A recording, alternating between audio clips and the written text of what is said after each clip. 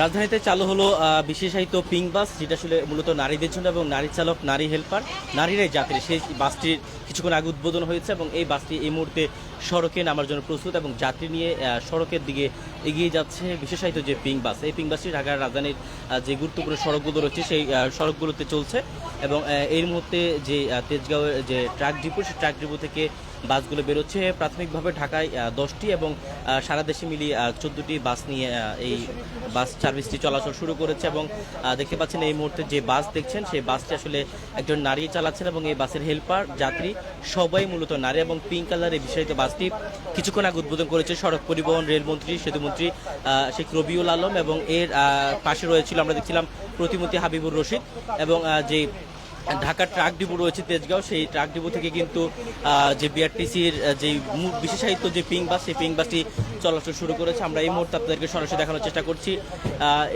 এই বাসগুলো আসলে ঢাকার যে গুরুত্বপূর্ণ সড়ক, সেই গুরুত্বপূর্ণ সড়কেই চলাচল করছে এবং এখন থেকে রাজধানীর সকল সড়কে কিন্তু নারীদের জন্য বিশেষ এই পিঙ্ক বাস, সেই পিঙ্ক বাসটি কিন্তু দেখা মিলবে এবং সেই বাসে মূলত নারীদের জন্য নিরাপদ নিশ্চয়তার ভিত্তিতে কিন্তু এই বাসগুলোর সার্ভিস চালু করা হয়েছে।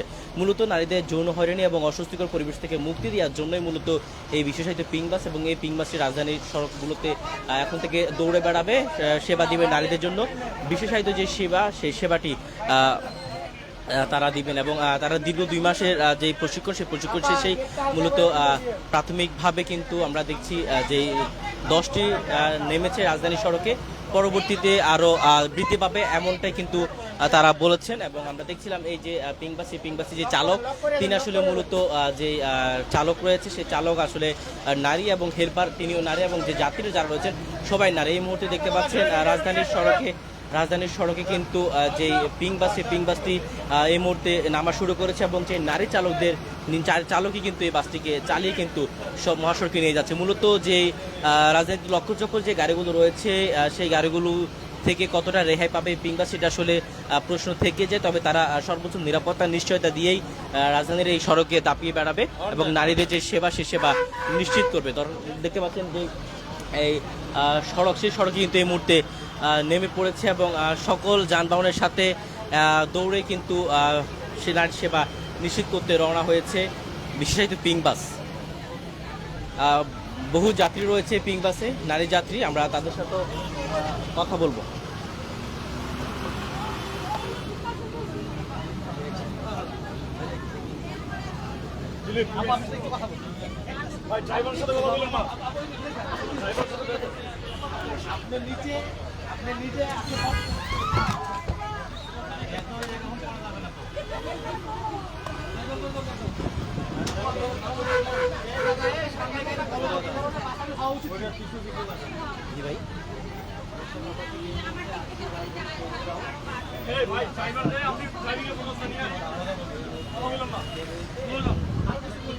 রাজধানীর সড়কে বিশেষায়িত যে পিঙ্ক বাস এবং নারী চালক, সেই পিঙ্ক বাসটি চালিয়ে নিয়ে যাচ্ছে সড়কে এবং এই মুহূর্তে দেখতে পাচ্ছেন বিভিন্ন যানবাহনের সাথে একই তাল মিলিয়ে কিন্তু বিশেষায়িত পিঙ্ক বাস নারীদের জন্য যেটি আজকে উদ্বোধন হয়েছে, সেই পিঙ্ক বাস কিন্তু চলা শুরু করেছে।